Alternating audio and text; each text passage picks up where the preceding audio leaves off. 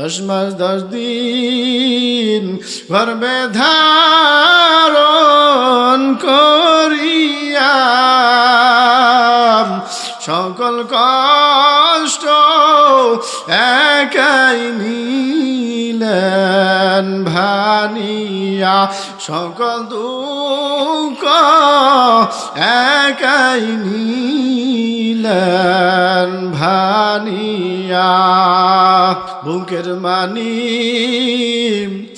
যদি কোথায় চলে যায়, চৌকের জলে মায়ের বুকটা ভেসে যায়, চৌকের জলে মায়ের বুকটা ভেসে যায়। সন্তান যদি বিদেশেতে মারা যায়, সন্তান যদি বিদেশেতে মারা যায়, সবার আগে আঘাত লাগে মায়ের কলিজায়, সবার আগে আঘাত লাগে মায়ের কলিজায়। হায়রে মানুষ মায়েরে তোমরা ছিলে না, ঘরে থাকতে মায়ের সেবা করলে না, ঘরে থাকতে মায়ের সেবা করলে না। 10 মাস 10 দিন গর্ভে ধারণ করিয়া সকল কষ্ট একাই নিলেন ভানিয়া, সকল দুঃখ একাই নিলেন ভানিয়া। এ আওয়াজপুরের মানুষ, এ ফকিরহাট আব্দুল্লাহপুরের ভাই ও মা, ও বদানিসিন মা, যে মা তোমাকে আমাকে এত সুন্দর করে লালন পালন করলো, ওই মা বাবার মনে আমরা কখনো কষ্ট দিব না, আঘাত দিব না। ও সন্তান, দুনিয়ার জমিনে তোমার মায়ের মতো আপন আর তুমি কাকে পাইবা না, দুনিয়ার জমিনে তোমার বাবার মতো আর কাউকে তুমি এত আপন পাইবা না। এ সন্তান, যতদিন দুনিয়াতে মা বাবা থাকবে ওই মা বাবার খেদমত করিয়া তোমরা যাইবা। তোমার আল্লাহ আমার আল্লাহ জানায়া দেয়, এ বান্দা আমি আল্লাহ তাআলার ইবাদত ছাড়া দুনিয়ার জমিন আর কারো ইবাদত করবা না।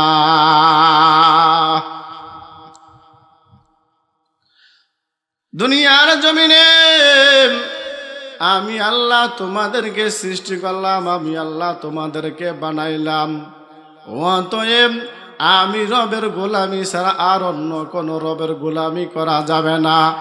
আমি আল্লাহর ইবাদত ছাড়া দুনিয়ার জমিনে আর কারো ইবাদত চলবে না। দুনিয়ার জমিনে চলবে আমি আল্লাহ তাআলার গোলামি এবং আল্লাহ তাআলার ইবাদত।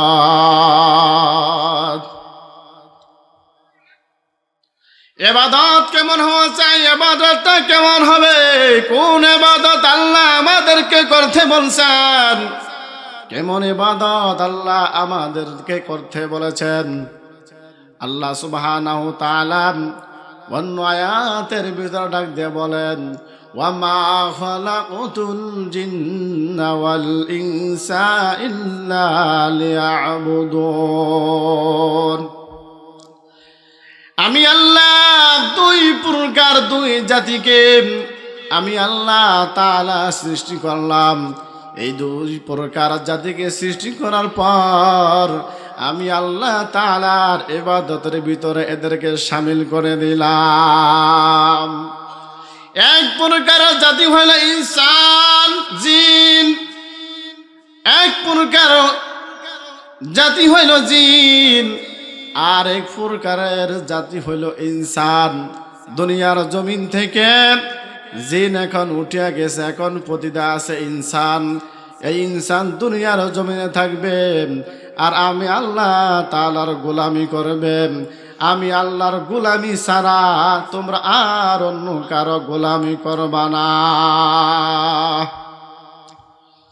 দুনিয়ার জমিনে যদি তাকানো যায়, গাছপালা, নদী নালা, তরু তালাব, পশু গবাদি, খাল বিল, নদী নালা, একটু খেয়াল করিয়া দেখেন, তাকাইয়া দেখেন, এই সমস্ত আল্লাহ সব কিছু সৃষ্টি করেছে কেবলমাত্র শুধুমাত্র মানুষ ভোগ করার জন্য, এবং মানুষ এটা থেকে ফায়দা নেওয়ার জন্য আল্লাহ সৃষ্টি করেছেন। যদি আপনি নারিকেল গাছের দিকে তাকান, নারিকেল গাছটা কত সুন্দর। এই নারিকেল গাছের ভিতরে আবার আল্লাহ একটা ফল দিয়েছেন কি দেন নাই? এই ডাব দিয়েছেন, এই ডাবের ভিতরে আল্লাহ একটা পানি সৃষ্টি করিয়া দিয়েছেন। এই ডাবের ভিতরে আবার আল্লাহ একটা নারিকেলের ব্যবস্থাও করিয়া দিয়েছেন। যদি আপনি তাকে দেখেন সুপারি গাছের দিকে, সুপারি গাছটা ছোট থেকে বড় হয়, বড় হওয়ার পর আমার আল্লাহ এই সুপারি গাছের ভিতরে আবার সুপারি নামক ফল দেয়। আবার যদি আপনি আম গাছের দিকে তাকে দেখবেন, আম গাছ লাগানোর পর 2-3 বছর পর আবার আম গাছের ভিতরে আম ধরে। আবার যদি আপনি আপেল গাছের দিকে তাকে দেখেন, দেখবেন আপেল গাছে আবার আপেল ধরে। আপনি যদি আপনার ঘরের কিনারে আশেপাশে পেঁপে গাছ লাগান, দেখবেন পেঁপে গাছে 2-3-6 মাস পর পেঁপে গাছে পেঁপে ধরে। এইভাবে প্রত্যেকটা জিনিস নিয়ে যদি আপনি গবেষণা করেন, চিন্তা করেন যে নদীর ভিতরে এত পানি, এত পানি, ওই নদীর ভিতরে এত মাছকে দিয়েছেন। আল্লাহ সব কিছু দিয়েছেন মানুষকে ভোগ করার জন্য। তেমনি আল্লাহ বলেন, বান্দা দুনিয়াতে তুমি এত ভোগ বিলাসিতা করবা, কিন্তু আমি আল্লাহ তোমাকে যে বানাইলাম, ওই আল্লাহর রবের গোলামি বাদ দিয়া দুনিয়ার জমিনার কারো গোলামি করতে পারবা না। এ মানুষ ভাই, যদি আজকে একটু তাকানো যায়, আল্লাহ আমাদেরকে যে জন্য সৃষ্টি করেছে সেই ইবাদত বাদ দিয়ে আমরা কোন ইবাদত করি? আল্লাহ আমাদেরকে দুনিয়ার জমিনে পাঠাইছে আল্লাহর ইবাদত করার জন্য। কেমন ইবাদত করবা?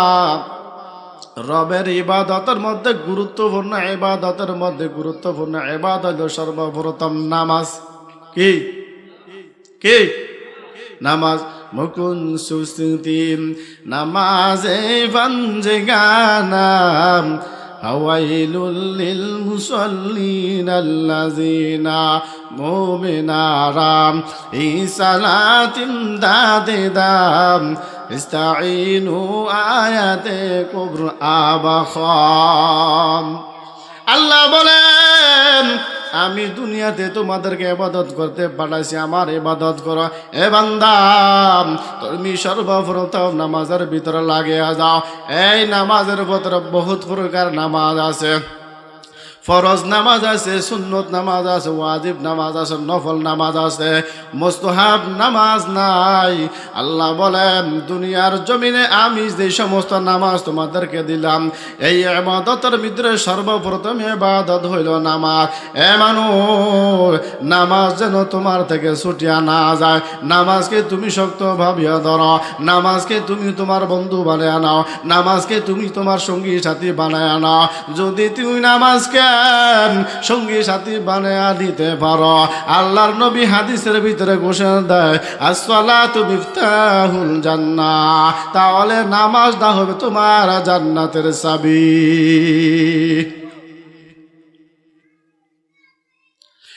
সর্বপ্রথম আল্লাহ সুবহানাহু তাআলা আমাদেরকে রবের গোলামি করার জন্য বলছে। কিসের জন্য?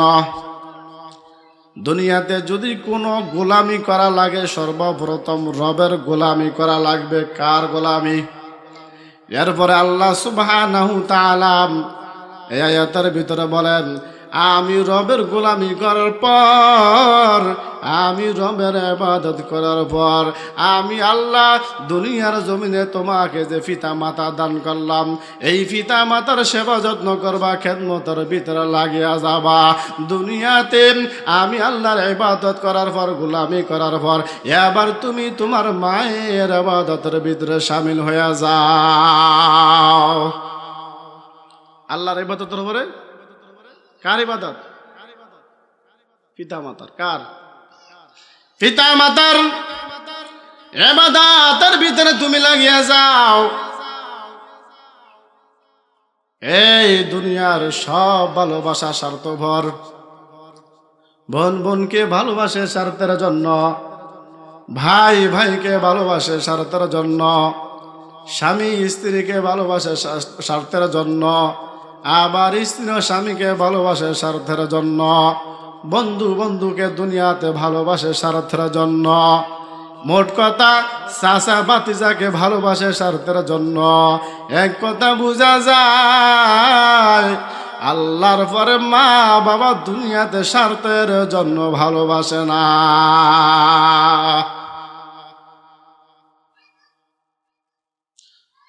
এ মানুষ আল্লাহ এই দিকে তাকে কয়, আমি আল্লাহর গোলামি করার পর, আমি আল্লাহর ইবাদত করার পর তুমি তোমার মায়ের ইবাদতের ভিতরে শামিল হয়ে যাও, তুমি তোমার মায়ের খেদমতের ভিতরে শামিল হয়ে যাও।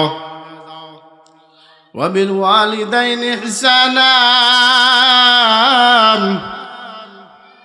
আল্লাহর ছয়টা নসিহতের ভিতরে সর্বপ্রথম হইল, এক নাম্বার হইল ওয়া বিল ওয়ালিদাইনি ইহসানা। আল্লাহ কয়, এই সন্তান তুমি তোমার মায়ের প্রতি ইহসান করবা, দয়া করবা, রহম করবা, করম করবা। ইহসান দয়া রহম করমটা কি আমি একটু তাফসীর আকার আপনাদেরকে বুঝিয়ে দেই। তাফসীরের ভিতরে আসছে ওয়া বিল ওয়ালিদাইনি ইহসানা। ইহসানা তাফসীর খুব সুন্দর করে আকারে আসছে, আমি আপনাদেরকে বুঝিয়ে দেই। এই সন্তান তুমি তোমার স্ত্রী নিয়ে খাবা, ঘুরবা, ফিরবা, যেখানে যাইবা, তুমি যখন তোমার স্ত্রীকে তুমি একটা হালিম খাওয়াও, একটা স্প্রিট খাওয়াও, একটা টাইগার খাওয়াও, ভালো মন্দ তুমি হালিম তোমার বউকে ঘুরতে নিয়ে তুমি খাওয়াও, ওই খাবারের মধ্য থেকে তুমি তোমার মায়ের জন্য একটা ভাগ তুমি রাখিয়া দাও। তুমি যখন তোমার মায়ের স্ত্রীর জন্য, তুমি যখন তোমার বউয়ের জন্য একটা শাড়ি কিনবা, তখন তুমি ওখান থেকে তোমার মায়ের জন্য একটা শাড়ি কিনো। তুমি যখন তোমার মেয়ের জন্য এক জোড়া জুতা কিনবা, তুমি তোমার মায়ের জন্য, বাবার জন্য এক জোড়া জুতা কিনো। তুমি যখন তোমার স্ত্রীর জন্য দুনিয়াতে ভালো কিছু করতে যাইবা, ওইখান থেকে একটা ভাগ তুমি তোমার মায়ের জন্য করো। যদি তুমি এগুলা করতে পারো, তোমার মায়ের জন্য যা কিনবা, তোমার স্ত্রীর জন্য তা কিনবা, আবার তোমার ছেলে মেয়ের জন্য তুমি যা কিনবা, তোমার স্ত্রীর জন্য তুমি যা কিনবা, ওইখান থেকে যদি তুমি তোমার মা এবং বাবার জন্য ক্রয় করতে পারো, সমান অধিকারে করতে পারো, আল্লাহ বলেন তাহলে তোমার ইহসান আদা হইয়া যাইবে। এরপরে করার পর দুনিয়ার জমিনে এখন দেখা যায়, আমি যখন আমার স্ত্রীকে ভালো কিছু খাওয়াইতে যাই, আমি যখন আমার ছেলে মেয়েকে খাওয়াইতে যাই, আমার মা তাকিয়ে তাকিয়ে দেখি, আইরি যেই সন্তান আমি জন্ম দিলাম, যেই সন্তান আমি এত কষ্ট করে লালন পালন করলাম, ওই সন্তান স্ত্রীকে নিয়ে খায়, নাতিকে নিয়ে খায়। আমি মা জননী যে তাকে জন্ম দিলাম, কিন্তু ওই সন্তান তো আমি মাকে এখন আর খাবার দেয় না।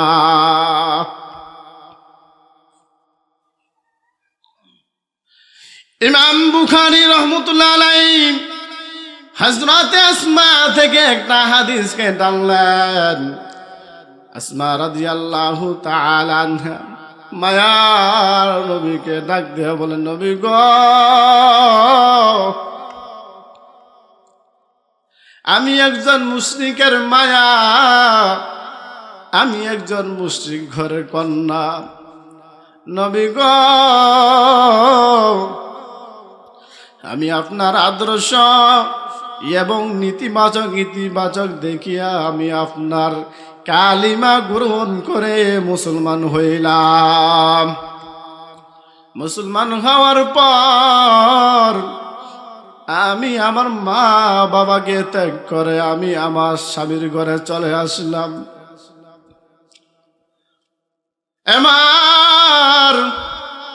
আমি যখন আমার মা বাবাকে রেখে চলে আসলাম, প্রতিদিন সকালে বিকালে আমার মা আমার বাড়িতে আসে আমার খোঁজ খবর দেখা সাক্ষাৎ করে।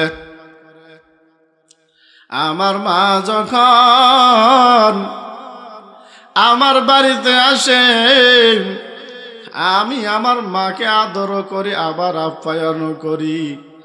নবী গো, এটা কি জায়েজ হবে না না জায়েজ হবে? রাহমাতুল লিল আলামিন ডাক দিয়া কয়, রে আসমা, সে তোমার জন্ম গৃহিণী মা, জন্মধারক তিনি তোমার মা। ও মাকে তুমি আদর করবা, আবার আপ্যায়ন করবা। আল্লাহর নবী বলেন, সিলি উম্মাকি, হে আসমা, তোমার মা যদিও একজন মুশরিকা, কিন্তু তিনি তো তোমাকে গর্ভ ধারণ করেছে, লালন পালন করেছে। তুমি তোমার মাকে আদর করবা, ঠিক মতো আবার আপ্যায়ন করবা। যদিও তোমার মা একজন মুশরিকা, তুমি ওই দিকে তাকাইবা না, তুমি তাকাইবা যে তোমার মা তোমাকে জন্ম দিয়েছে, ওই দিকে তাকায়া তুমি তোমার মাকে আদর করবা, আপ্যায়ন করবা। মুশরিকদের ব্যাপারে, কাফেরদের ব্যাপারে আল্লাহ সুবহানাহু তাআলা ভিন্ন আয়াতের ভিতরে বলতেছেন, ওয়াসাহিবুকুমা ফিদ দুনিয়া মা'রুফা। আল্লাহু আকবার। আল্লাহ তাআলা বলতেছেন, যদিও তোমার মা একজন মুশরিকা হয়, বেঈমান হয়, নাস্তিক হয়, ইহুদি হয়, খ্রিস্টান হয়, মুসলমান হয়, যেই ধর্মের হোক না কেন, যখন তুমি তোমার মাকে দেখবা, তুমি তোমার মাকে আদর করবা, আপ্যায়ন করবা। যেই কাজগুলা করা যায় ওই কাজগুলা করবা। কিন্তু খবরদার, যেই সমস্ত নাজায়েজ হারাম কাজ আছে ওই সমস্ত কাজের ভিতরে জড়াইবা না। তোমার উপরে যে কর্তব্য আছে, তুমি একজন তার সন্তান, তুমি একজন তার মেয়ে, ওই সন্তান হিসাবে, মেয়ে হিসাবে তুমি তোমার মাকে আদর করবা, আপ্যায়ন করবা। খবরদার কিন্তু শিরক বিদআতের ভিতরে লিপ্ত হইবা না। বুঝা গেল কি? এক নাম্বার বলতেছেন আল্লাহ, ওয়া বিল ওয়ালিদাইনি ইহসানা, যে তোমার মা, তোমার পিতা তোমাকে অনেক কষ্ট কালাশ করে লালন পালন করার পর তোমাকে বড় করেছেন আল্লাহর মাধ্যমে। তোমার মা হলো উসিলা, তোমার মা জন্যই তোমার জন্য অনেক কষ্ট করেছে, অনেক দুঃখ করেছে, অনেক শান্তি করেছে। খবরদার, তোমার স্ত্রীর জন্ম জানবা, তোমার মায়ের জন্য তুমি তা আনবা। যদি তুমি এই দুইটা সমন্বয় দুনিয়াতে আমল করতে পারো, তাহলে ওয়াবিল ওয়ালিদাইন ইহসানা আদায় হয়ে যাবে এক নাম্বার কাজ, এক নাম্বার নসিহত, এক নাম্বার উপদেশ তোমার হয়ে যাবে। দ্বিতীয় নাম্বার উপদেশ, আল্লাহ সুবহানাহু তাআলা এই আয়াতের উপরে সঙ্গীত বলতেছেন ইম্মা ইয়াবলুগান্না ইনদাকাল কিবারা আহাদুহুমা আও কিলাহুমা উফ। আল্লাহ বলতেছেন তোমার দ্বিতীয় নাম্বার নসিহত হইল, সন্তান, তুমি জোয়ান থাকা অবস্থায় তোমার মা বাবা যখন বিরুদ্ধ হইয়া যায়, খবরদার এই বিরুদ্ধ অবস্থায় মা বাবা অনেক অন্যায় করবে, না বুঝিয়া ছোট ছোট বাচ্চাদের মতো কথা বলবে, কিন্তু তুমি তোমার মা বাবার উপরে বিরক্ত হইয়া উফ শব্দটা বলিও না। এ দুনিয়ার মানুষ, পর্দানশীল মা ও বাবা, দুনিয়ার যদি একটু তাকানো যায়, মা যখন একটু অন্যায় করে, বাবা যখন একটু অন্যায় করে, এই সন্তান বাবার কথা না শুনিয়া, মার কথা না শুনিয়া যখন স্ত্রীর কথা শুনে, মা বাবাকে ঘর থেকে বাহির করিয়া দেয়, লাঞ্ছনা দেয়, কষ্ট দেয় তাদেরকে। এরে সন্তান, যেই মা যেই বাবা তোমাকে আদর করিয়া লালন করিয়া পালন করেছে দুনিয়ার জমিনে, ওই মা বাবা একদিনও তোমার জন্য এত কষ্ট করে লালন পালন তোমাকে করেছে, কিন্তু কখনোই তোমার মা তোমার মনে কষ্ট দেয় না। আজ তোমার মা বাবা বৃদ্ধ হয়ে গেছে, আজ তোমার মা বাবা বৃদ্ধ অবস্থায় হুঁশিয়া গেছে, কিন্তু খবরদার এই সন্তান, এই মা বাবার উপরে রাগ করিয়া বেজার হইয়া তুমি তোমার মা বাবার উফ শব্দটি বলিও না।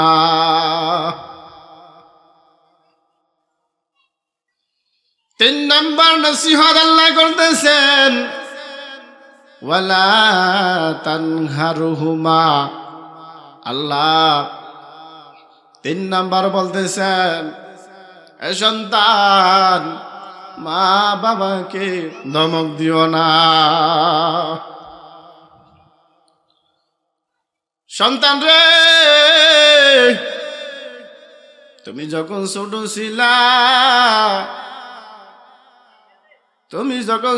ছিলা, তখন তুমি তোমার মায়ের অনেক জ্বালাতন করেছো, অনেক কষ্ট দিছ। একবারও তোমার মা তোমার প্রতি রাগ করে না, গুসা হয় নাই, বরংস তুমি যখন গুসা করিয়া ভাত খাও নাই, তোমার মা তোমার এই গুসা ভাঙানোর জন্য তোমার মাছের মাথাটা দিয়া বলো, বাবা গুসা করিও না, গুসা করিও না, ভাত গুলা তুমি খাইয়া নাও। আর দুনিয়ার জমিনে দেখা যায়, সন্তান যখন বিয়ে করে,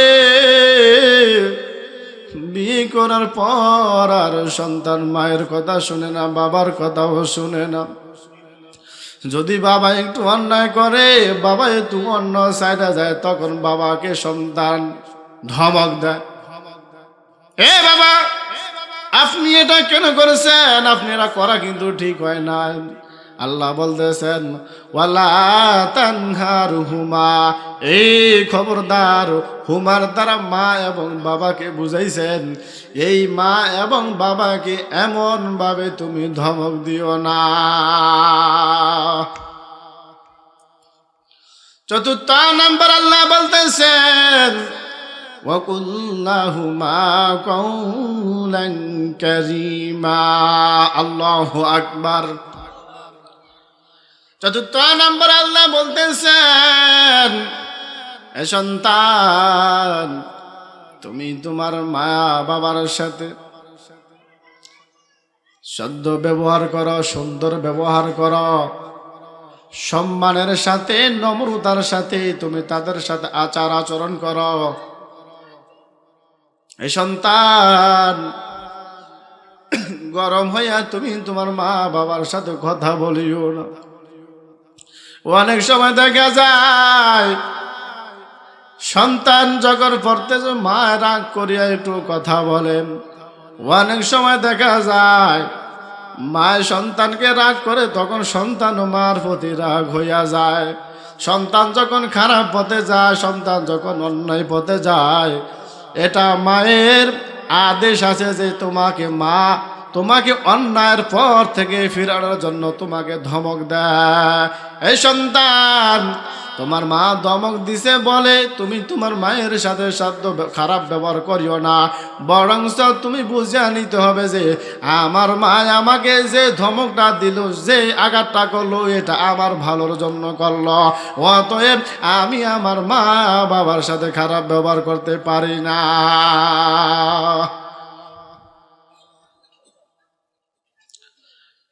5 নাম্বার নসিহত, আল্লাহ সুবহানাহু তাআলা আনহু বলেন, ওয়াকুফিদ লাহুমা জানাহাযুল্লি মিনার রাহমাতি।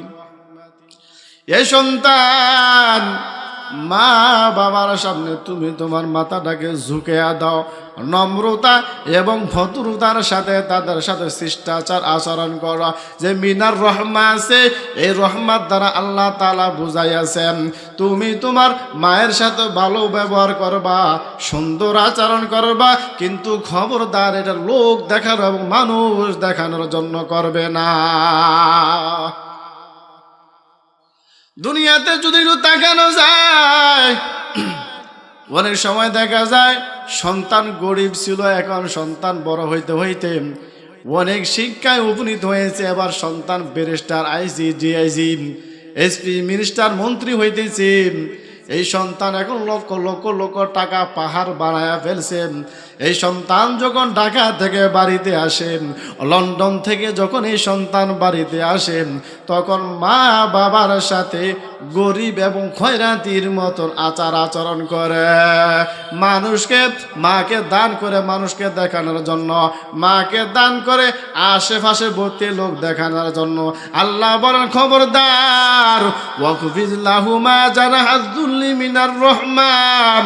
মানুষ দেখানোর জন্য, লোক দেখানোর জন্য মায়ের সাথে ভালো ব্যবহার করার দরকার নাই। মায়ের সাথে যদি ভালো ব্যবহার এবং নম্র ব্যবহার করতে হয়, তাহলে আল্লাহর ইবাদত হিসাবে এবং মা বাবার খেদমত হিসাবে তুমি ব্যবহার করো।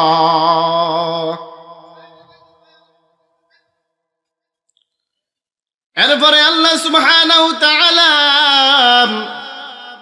6 নাম্বার নসিহতের ভিতরে বলতেছেন, ওয়াকুর রব্বিরহামহুমা কামা রব্বায়ানি সগীরা।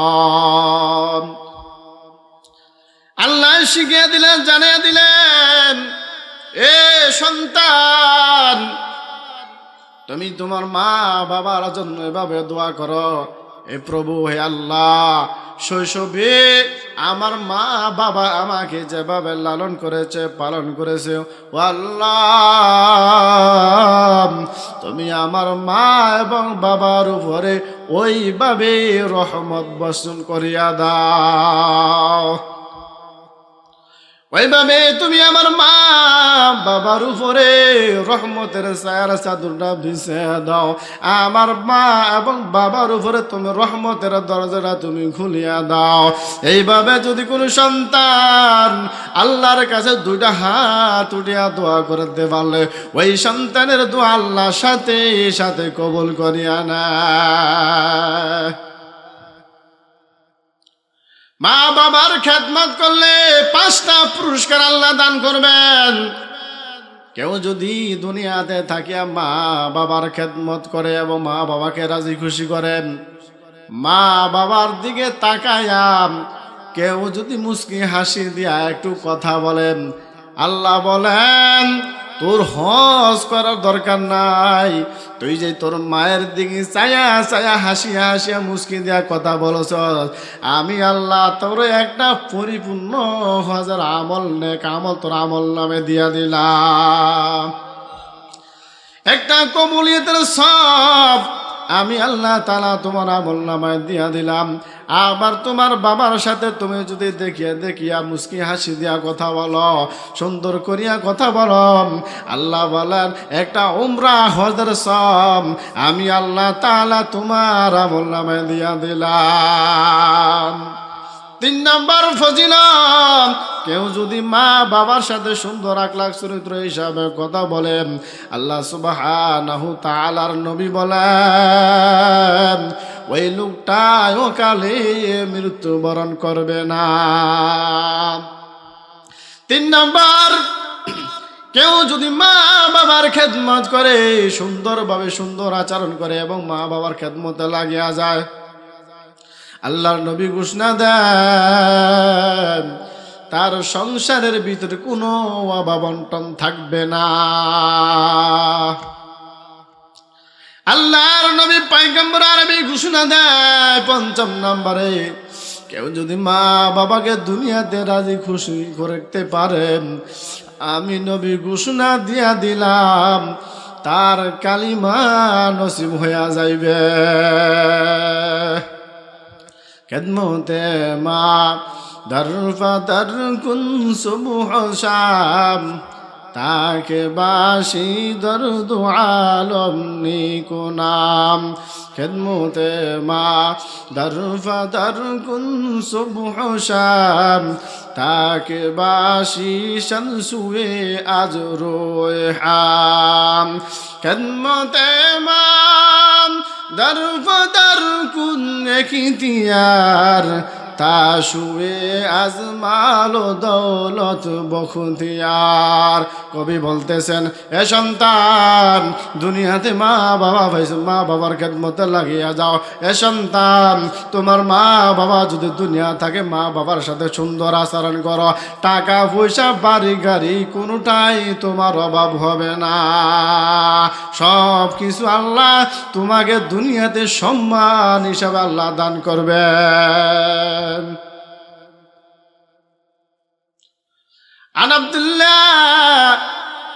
عن عبد الله قال سألت النبي صلى الله عليه وسلم أي العمل أحب إلى الله عز وجل؟ قال الصلاة وقتها. قلت أي شيء ثم؟ قال البر الوالدين. قلت أي شيء ثم؟ قال الجهاد في سبيل الله. আল্লাহর নবী পয়গম্বর আরবীর সাহাবী আব্দুল্লাহ রাদিয়াল্লাহু তাআলা আনহু ঘোষণা দেয়, নবী গো, আমার থেকে সুন্দর ব্যবহার পাওয়ার যোগ্য কে? আল্লাহর নবী গো, আমি মা বাবার খেদমত করার পর এরপরে কোন ইবাদত আল্লাহর দরবারে সবচাইতে প্রিয়? আল্লাহর নবী পয়গম্বর আরবি ঘোষণা দেন, এ আব্দুল্লাহ, তোমার মা বাবার খেদমতের পর সর্বোত্তম ইবাদত হইল নামাজ সময় মতো আদায় করা। এরপরে দ্বিতীয় নাম্বার উত্তম আমল হইল তোমার মা বাবার সাথে সদ্য ব্যবহার করা। এরপর তৃতীয় নাম্বার আমল হইল আল্লাহ রাস্তায় জিহাদ করা। আল্লাহ রাস্তায় জিহাদ করা। এ পদ্মানি সীমায় বন্ধু, দুনিয়ার যদি তাকানো যায়, আমরা কেউ মা বাবার খেদমত করতে রাজি হই না। এ সন্তান, দুনিয়াতে একটু তাকে দেখো, যে তোমার মা, আমার মা আমাকে এত সুন্দর করে লালন পালন করলো, ওই মা বাবাকে আজকে ঘর থেকে তাড়াইয়া দেয়, ঘর থেকে বিতাড়িত করিয়া দেয়, ঘর থেকে বাহির করিয়া দেয়। আল্লাহ বলেন, খবরদার খবরদার, আমি আল্লাহ তোমাকে যেভাবে দুনিয়ার জমিনে পাঠাইছি, আমি আল্লাহ তাআলার গোলামির জন্য, আমি আল্লাহ তাআলার ইবাদতের জন্য, আমি আল্লাহ তাআলার ইবাদত তোমরা দুনিয়াতে করবা। আমি আল্লাহর ইবাদতের পাশাপাশি তোমরা তোমার মা বাবার ইবাদত করবা। আমি আল্লাহর পাশাপাশি তোমরা তোমার মায়ের খেদমতে লাগিয়া যাইবা। তোমার মা বাবার খেদমত থেকে তোমরা বঞ্চিত হইবা না। আল্লাহর নবী সাহাবী আবু হুরায়রা রাদিয়াল্লাহু তাআলা আনহু থেকে হাদিস বর্ণিত, তিনি বলেন রাসূল সাল্লাল্লাহু আলাইহি সাল্লামকে জিজ্ঞাসা করেন, ইয়া রাসূলুল্লাহ, আমার মা বাবার সাথে আমি কেমন আচরণ করব, কেমন ব্যবহারটা করব? আল্লাহর নবী পয়গম্বর আরবি মুহাম্মদ রাসূলুল্লাহ সাল্লাল্লাহু আলাইহি সাল্লাম বলে, এ আবু হুরায়রা, শুনিয়া নাও, তুমি সর্বপ্রথম তোমার মায়ের সাথে সদ্য ব্যবহার করবা। আবু হুরায়রার আওয়াজ জিজ্ঞাসা করলো, ইয়া রাসূলুল্লাহ, ইয়া হাবিবাল্লাহ, এরপরে কে আমার থেকে ভালো ব্যবহার পাওয়ার যোগ্য? আল্লাহর নবী বলেন, এরপরে তোমার মা। আবু হুরায়রা আবার জিজ্ঞাসা করলো, ইয়া রাসূলুল্লাহ, এরপরে আমার থেকে সদ্য ব্যবহার পাওয়ার যোগ্য কে? আল্লাহর নবী বলেন, তৃতীয়বার বললেন, তোমার মা। আল্লাহর নবী সাহাবী আবু হুরায়রা রাদিয়াল্লাহু তাআলা আনহু আবার নবীকে জিজ্ঞাসা করলেন চতুর্থবারের সময়, ইয়া রাসূলুল্লাহ, ইয়া হাবিবাল্লাহ, তিনবার তো আমার মায়ের কথা বলেছেন, চতুর্থবার কে আমার থেকে ভালো ব্যবহার পাওয়ার যোগ্য? আল্লাহর নবী জবাব দেয়, ওয়ালা আবুকা, এরপরে তোমার বাবা, তোমার বাবার সাথে তুমি ভালো ব্যবহার করো। তোমার বাবা হলো তোমার থেকে ভালো ব্যবহারের যোগ্য। তিনবারের কথা আল্লাহর নবী পয়গম্বর আরবি মুহাম্মদ রাসূলুল্লাহ সাল্লাল্লাহু আলাইহি সাল্লাম বলেছেন, মায়ের সাথে ব্যবহারের যোগ্য, ভালো ব্যবহারের যোগ্য। চতুর্থবারের সময় যায় আল্লাহর রাসূল বলেছেন, চতুর্থবার তোমার বাবা। তিনবারের কথা কেন বললেন? তিনবারের কথা কেন আল্লাহর রাসূল বললেন? আমি একটু সামনের দিকে যাই, তাহলে বুঝতে আরো সংক্ষিপ্ত হয়ে যাইবে। আল্লাহ সুবহানাহু ওয়া তাআলা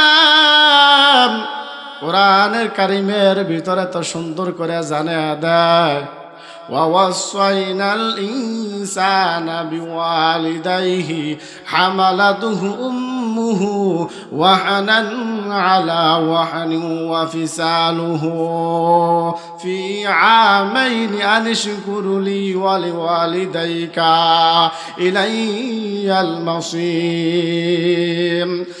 আল্লাহ ঘোষণা দেন, এ বান্দা, এ বান্দিরা, এ পর্দার নিশিমা ও বোনেরা, এ বৃদ্ধ বাবাজি, ও যুবক ভাই, একটু শুনিয়া নাও। আল্লাহ এই আয়াতের ভিতরে বলতেছেন, আমি দুনিয়াতে কোনো কিছুর জন্য এতটা জোর করি নাই, জোর দাবি করি নাই, কিন্তু আমি আল্লাহ তাআলা জোর দাবি করেছি তোমার মা এবং বাবার সাথে সাধ্য ব্যবহার করার জন্য। তুমি তোমার মা বাবার সাথে সুন্দর আচরণ করো, তুমি তোমার মা বাবার সাথে ভালো ব্যবহার করো। আমি আল্লাহ তাআলা এটা তোমাদেরকে জোর দিয়েছি।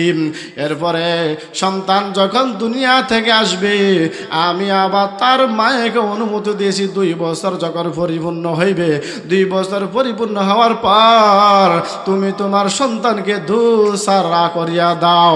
এরপর আল্লাহ বলতেছেন, দুসারা করার পর এ সন্তান, এবার আমি আল্লাহ এবং তোমার মায়ের শুকরিয়া আদায় করো।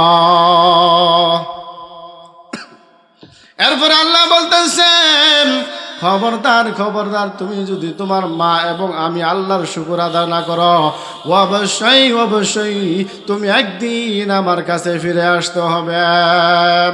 এ দুনিয়ার বিরুদ্ধ বাবাজি, যেই মা তোমাকে আমাকে এই শীতকালের ভিতরে জন্ম দিয়েছেন, এই সন্তান যখন শীতের রজনীতে উঠে মায়ের ঘুমটা একেবারে ভাঙ্গিয়া যায়, এই সন্তান যখন রাত রাত্রে ঘুমায় তখন মা কিন্তু ঘুমায় না। মায়ের টেনশন কখন জানি সন্তান খাট থেকে পড়িয়া যায়, মায়ের টেনশন কখন জানি সন্তানের ঠান্ডা লাগিয়া যায়, মায়ের পেরেশান কখন জানি সন্তানের গরম লাগে, মায়ের পেরেশান কখন জানি সন্তানের আবার বাতাস লাগে, মায়ের টেনশন না জানি আমার সন্তান খাতা ফেসিয়া মরিয়া যায়, মায়ের টেনশন না জানি কখন আমার সন্তানটা খাট থেকে পড়িয়া মৃত্যুবরণ করে, মায়ের টেনশন কখন জানি সন্তান খাট থেকে পড়িয়া হাফ ছেলের হাতটা মেয়ের হাতটা ভেঙে যায়। এই সন্তান যেই মা তোমাকে এত সুন্দর করে লালন পালন করিয়া মানুষ করলো, ওই সন্তানের আল্লাহ বলতেছে খবরদার খবরদার, তুমি তোমার মা বাবার সাথে খারাপ আচরণ করো না, তুমি তোমার মায়ের সাথে সুন্দর আচরণ করো। হযরতে আনাস ইবনে মালিক রাদিয়াল্লাহু তাআলা আনহু থেকে হাদিসটা বর্ণিত। আল্লাহর নবীর জমানার ভিতরে একজন খাঁটি আল্লাহর ওলি ছিলেন। এমন কোন ইবাদত নাই যে ইবাদত ওই সন্তান দুনিয়ার জমিনে করে না। ওই সন্তানের দ্বারা একদিনও ফরজ নামাজ ছুটে যায় না, একদিনও নফল নামাজ ছুটে যায় না, একদিনও বিতিল নামাজ ছুটিয়া যায় না। ওই সন্তান দুনিয়াতে থাকি আল্লাহর নামাজের ভিতরে মুশগুল থাকতো। ওই সন্তান দুনিয়াতে থাকিয়া দান সদকা দুনিয়াতে খয়রাতি জাহাতে সব করত। ওই সন্তানকে মা বাবা যখন বিয়া শাদী বন্ধনে বসায়া দেয়, বউ নিয়া সংসার করে, সুন্দর করে জীবন যাপন করে, এমন একটা সময় ওই বড় সন্তানটা যখন অসুস্থ হয়ে যায়, ওই স্ত্রী সন্তানটা যখন স্বামী যখন অসুস্থ হয়ে যায়, স্ত্রী দৌড় দিয়া মায়া নবীর কাছে যায় উপস্থিত হয়। যা বলতেছেন ইয়া রাসূলুল্লাহ ইয়া হাবিবাল্লাহ গো, আপনার সাহাবী আলকামা অনেকদিন ধরে অসুস্থ হয়ে গেছে ঘরের ভিতরে। ইয়া রাসূলুল্লাহ ইয়া হাবিবাল্লাহ, আপনি যদি আলকামার দ্বারের কাছে যায় একটু কালিমা পড়ায়া দিতেন, দুরূদ সালাম পাঠ করতেন, মনে হয় সে ভালো হয়ে যাইতো, না হলে কালিমা নসিব হইত। এমন সময় নবীর কাছে চারজন সাহাবী উপস্থিত ছিলেন। একজন ছিলেন হযরত বেলাল, দ্বিতীয় জন ছিলেন সালমান ফারসি, তৃতীয় জন ছিলেন আলী রাদিয়াল্লাহু তাআলা আনহু, চতুর্থ জন ছিলেন হযরত আম্মার রাদিয়াল্লাহু তাআলা আনহু। মায়ার নবী ডাক দিয়া কয়, সাহাবীরা রে, আয় আয় আয় আমার কাছে আয়। এই সাহাবীদের মধ্যে ডাক দিয়া বেলালকে বলতেছে, এ বেলাল তুমি আসো, যায়া দেখো কালিমার কি অবস্থা, কেন আলকামা কেন অসুস্থ ভুগতেছে, আলকামার একটু খোঁজ খবর তুমি নাও। বেলাল রাদিয়াল্লাহু তাআলা আনহু তার সাহাবীদেরকে নিয়ে, সঙ্গী সাথীদেরকে নিয়ে আলকার মার বাড়িতে গেলেন। যায়া আলকামাকে যত কালিমার তালকিন দেয়, কিন্তু আলকামা এই জিহ্বা দিয়া নারায়া নারায়া কালিমা পড়তে পারে না। বেলাল যখন এই অবস্থা দেখলেন, বেলাল দেখি আর সহ্য করতে পারে না। বেলাল ডাক দিয়া কয়, নবী গো, আপনার সাহাবী আলকামার খুবই করুণ অবস্থা। এই আলকামা জিহ্বা নারায়া নারায়া কালিমা পড়তে পারে না, দুরূদ সালাম কিছুই পাঠ করতে পারে না। আল্লাহর নবী বেলালকে জিজ্ঞাসা করলো, ও বেলাল, তার মা কি ঘরের ভিতরে আসেনি? বেলাল রাদিয়াল্লাহু তাআলা আনহু বলে, হ্যাঁ, একজন বৃদ্ধ মহিলা ঘরের ভিতরে আছে। নবী বলেন, ও বেলাল,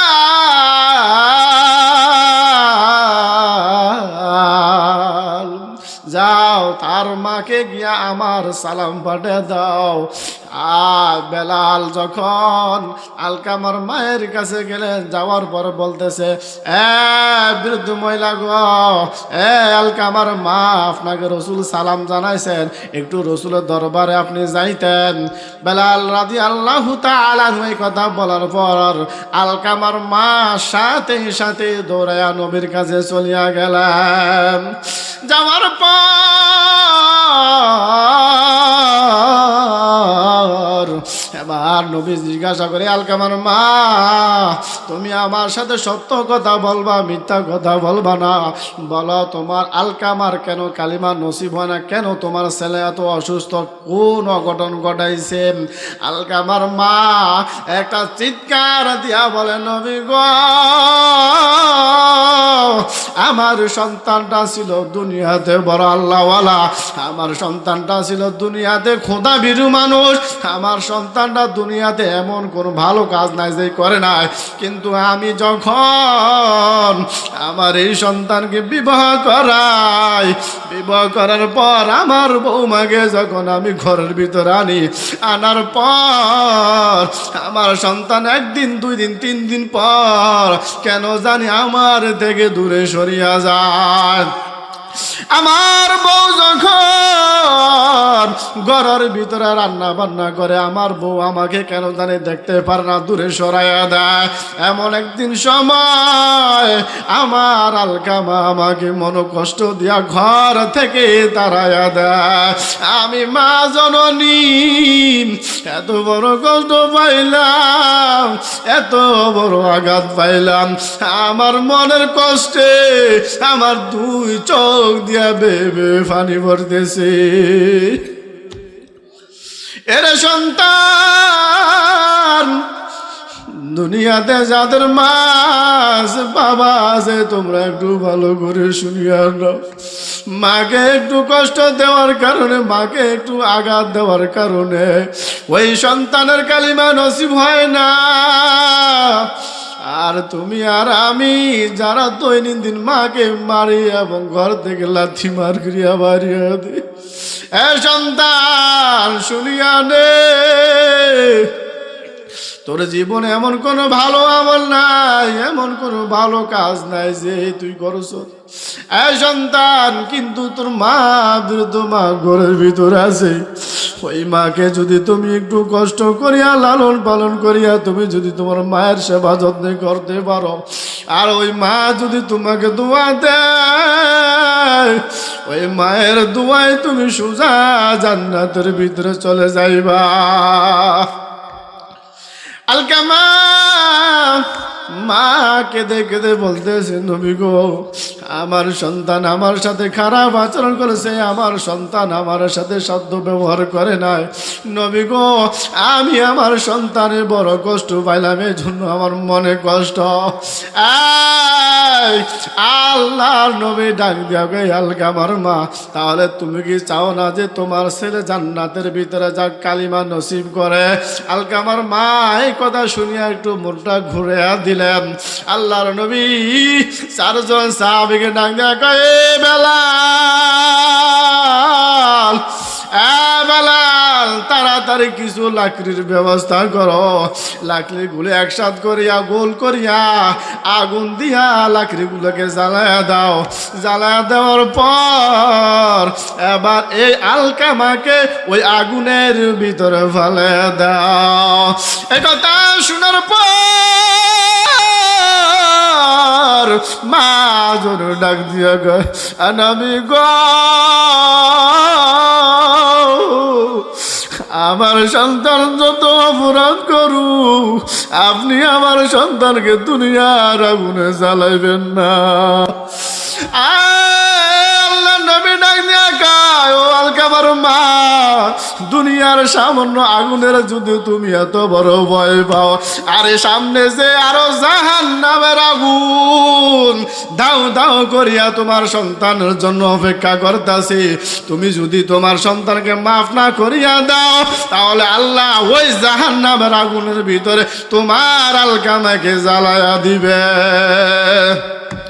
আলকামার মা সাথে সাথে ডাক দিয়ে, নবী গো, আমি আমার বাবাকে ক্ষমা না করিয়া পারি না। নবী গো, আপনি সাক্ষী থাকেন, সাহাবীরা তোমরাও সাক্ষী থাকো, আমি আমার সন্তান আলকামাকে মাফ করিয়া দিলাম। মায়ের চোখ দিয়ে পানি পড়তেছে আর বলতে, বাবা আমি তোরে অনেক কষ্ট দিলাম রে বাবা, তুই অনেকদিন ঘর অসুস্থ হয়ে আসিলি বাবা, আমাকে তুই ক্ষমা করিয়া দে রে বাবা। আল্লাহ নবী ডাক দিয়া কয় আলকে আমার মা, আমি তাকে দেখলাম তুমি ক্ষমা করিয়া দেওয়ার পর আমাকে জিব্রাইল জানিয়ে দিলেন, ও নবী গো, আলকামাকে আল্লাহ স্বয়ং ক্ষমা করিয়া দিল। 10 মাস 10 দিন গর্ভে ধারণ করিয়া সকল কষ্ট একাই নিলেন ভানিয়া, সকল দুঃখ একাই নিলেন ভানিয়া। 10 মাস 10 দিন গর্ভে ধারণ করিয়া সকল দুঃখ একাই নিলেন ভানিয়া, সকল কষ্ট একাই নিলেন ভানিয়া। বুকের মানি যদি কোথায় চলে যায়, চৌকের জলে মায়ের বুকটা ভেসে যায়, চৌকের জলে মায়ের বুকটা ভেসে যায়। সন্তান যদি বিদেশেতে মারা যায়, সন্তান যদি বিদেশেতে মারা যায়, সবার আগে আঘাত লাগে মায়ের কলিজায়, সবার আগে আঘাত লাগে মায়ের কলিজায়। হায়রে মানুষ মায়েরে তোমরা ছিলে না, ঘরে থাকতে মায়ের সেবা করলে না, ঘরে থাকতে মায়ের সেবা করলে না। 10 মাস 10 দিন গর্ভে ধারণ করিয়া সকল কষ্ট একাই নিলেন ভানিয়া, সকল দুঃখ একাই নিলেন ভানিয়া। এ ওয়াসপুরে মানুষ, এ ফকিরাট আব্দুল্লাহপুরের ভাই ও মা, ও বদানিসিন মা, যে মা তোমাকে আমাকে এত সুন্দর করে লালন পালন করলো, ওই মা বাবার মনে আমরা কখনো কষ্ট দিব না, আঘাত দিব না। ও সন্তান, দুনিয়ার জমিনে তোমার মায়ের মতো আপন আর তুমি কাকে পাইবা না, দুনিয়ার জমিনে তোমার বাবার মতো আর কাউকে তুমি এত আপন পাইবা না। এ সন্তান, যতদিন দুনিয়াতে মা বাবা থাকবে ওই মা বাবার খেদমত করিয়া তোমরা যাইবা। আল্লাহর নবী পয়গম্বর আরবি মুহাম্মদ রাসূলুল্লাহ সাল্লাল্লাহু আলাইহি ওয়াসাল্লাম বলতেছেন, আল জান্নাতু তাহতা আকদামিল উম্মাহাত। এ সন্তান, দুনিয়াতে তোমার মা বাবা যদি বসবাস করে, ওই মা বাবা আছে, ওই মা বাবার পায়ের নিচে তোমাদের জান্নাত। আজ থেকে আমরা ওয়াদা করব, এ ভাই এ বন্ধু, এ পর্দানশীল মা, আমরা কেউ আজ থেকে মা বাবাকে আর কষ্ট দেব না। একটু হাতটা জাগায় আমার আল্লাহকে দেখা দেনারে তাকবীর। আয় আল্লাহ, তুমি মা বাবার খেদমত করার তৌফিক দান করো। আয় আল্লাহ, তুমি মা বাবার সাথে সত্য ব্যবহার করার তৌফিক দান করো। আয় আল্লাহ, দুনিয়াতে যতদিন থাকবো মা বাবাকে রাজি খুশি করিয়া দুনিয়া থেকে বিদায় নেওয়ার মতো তৌফিক দান করো।